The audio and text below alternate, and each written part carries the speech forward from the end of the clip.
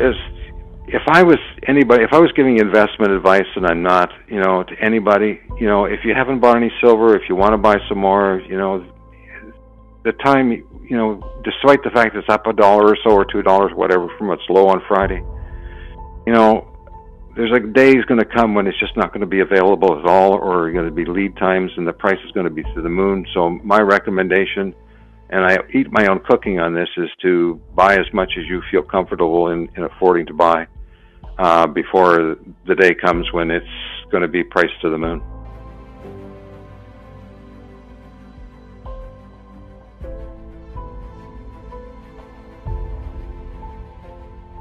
The physical market is totally different than the paper market, and I think that's a differentiation that has to be made.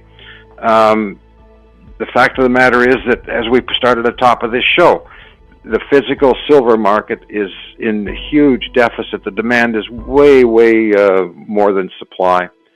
And when we start to see problems in the silver market, it's going to show up in the paper market where, the thing is going to finally blow sky high. So one of these days, the physical market will trump paper. And as you and I and everybody else in the world, that's the day that we're waiting for. Yeah, well, as Ted has pointed out several times over the last couple of years, this thing has carried on far longer than even he expected that it would, because he's been at this, and like you said, for, very close to 40 years. And for a price management scheme to go on that long, it has to have some official cover behind it. And as to whether it's going to come to an end or not, it appears that from the COT data that the big commercial shorts that have been sitting on the prices of precious metals for several generations now are clearing the decks for higher prices. And Ted's been following this since forever. And it really started to come to fruition at the moment that the LME nickel market broke. And from that point on, the price has been going down. And that's because in order for these big commercial banks to get out of the short positions, they have to rig prices lower to get the managed money traders to go short against them. And that's why we've been going through all this price pain from that time and up until last Friday. So the fact of the matter is that it looks like the banks, the critical banks, are clearing the decks for a big move higher. And like I just said, we're all waiting for the day when we see that finally they've given up the ghost and don't short the next rally when it's allowed to begin, and it may have started already. The recent move in price is basically the managed money traders covering short positions. This is all the paper move in the COMEX futures market. Yeah.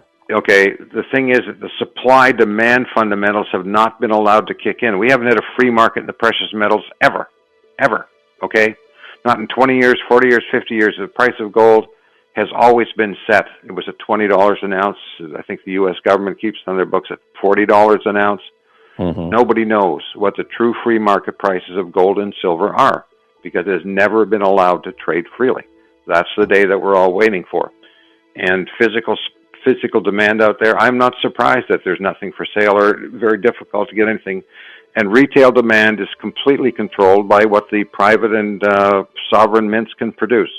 If the sovereign and private mints can produce X number of ounces of silver, well, the supply equals the demand, because you can't have any more demand than there is supply. And we've seen it several times over the last many years, where we've been up against the wall, where delivery times are 2, 3, 4 months down the road. And we're pretty much at that point now, where if you want something, it's getting to the stage where you're going to have to wait for it. Once again, we've been there before, and the next time we go there, when prices really sail, it'll be difficult to get silver at all if we ever are allowed to get it again. Well, if there was a free market, there would be the as the dollar went up, precious metals would fall, and that would be the price of all commodities, not just the precious metals. Okay, but the fact of the matter is that this dollar rally that we're seeing right now, quote unquote, is a run from every other currency into the dollar. The dollar is just what the cleanest dirty shirt in the laundry, as everybody says. But the fact of the matter is this. the bullion banks are using these rallies in the dollar to smack precious metal prices, because if they took their hands off the precious metal prices, even with a dollar index rally in progress, the precious metals would blow sky high anyway. So this fall, this rise in the dollar index and the fall in the precious metals is all a smokescreen behind which the big bullion banks and the large commercial traders are going about their business, okay? Because like I said, if the moment they stop shorting this market, these big 8 traders stop shorting the market, I don't care what the dollar index is doing, going up, down, sideways, you're going to see the price of precious metals and other commodities blow sky high. So is there a relationship? In a normal market there would be. In this market, it's only because the bullion banks and the others are making it. So that's all. If I was giving investment advice, and I'm not, to anybody, if you haven't bought any silver, if you want to buy some more, the time, despite the fact it's up $1 or so or $2, whatever, from its low on Friday, there's a day is going to come when it's just not going to be available at all, or going to be lead times, and the price is going to be through the moon. So my recommendation, and I eat my own cooking on this, is to buy as much as you feel comfortable in affording to buy before the day comes when it's going to be priced to the moon.